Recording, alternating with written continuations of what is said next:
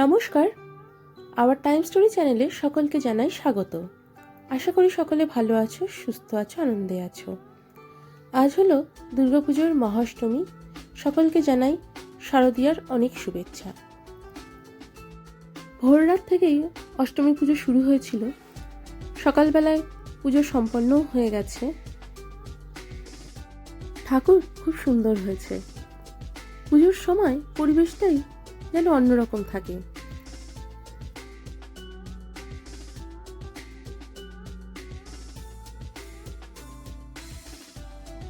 আজকে এখানে খাওয়া দাওয়ার ব্যবস্থা আছে।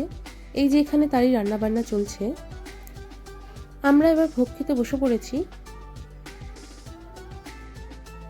আজকে ভোগের খাবারে আছে খিচুড়ি, লাবড়া, আলুর দম, চাটনি, পাঁপড়, পায়েস আর মিষ্টি।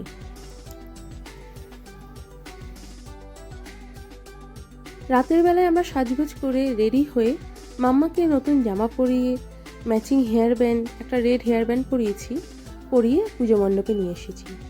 এটা শুভাঞ্জনার প্রথম দুর্গাপুজো, তাই একটু মণ্ডপে নিয়ে এলাম। ও একটু ঠাকুর দেখুক আর মা দুর্গার আশীর্বাদ ধন্য হোক। সোনাইকে নিয়ে এটা আমাদের প্রথম দুর্গাপুজো, তাই এই সময়টাকে চিরস্মরণীয় করে রাখতে চলে এলাম আমরা তিনজনেই এক ফ্রেমে। দুর্গাপুজো মানেই মণ্ডপে একত্রিত হওয়া, সবার একসাথে দেখা হওয়া, গল্প, আড্ডা, গান, নাচ, বিভিন্ন খেলাধুলো, খাওয়া দাওয়া, ফটো তোলা, সব মিলিয়ে একদম একটা জমজমাট ব্যাপার।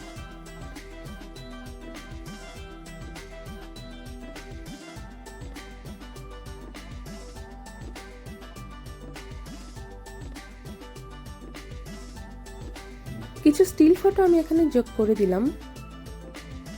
অষ্টমীর সারাদিনটা সবার সঙ্গে বেশ ভালোই কাটলো। সোনাইকে 5 মিনিটের জন্য মণ্ডপে নিয়ে গেছিলাম মা দুর্গার কাছে।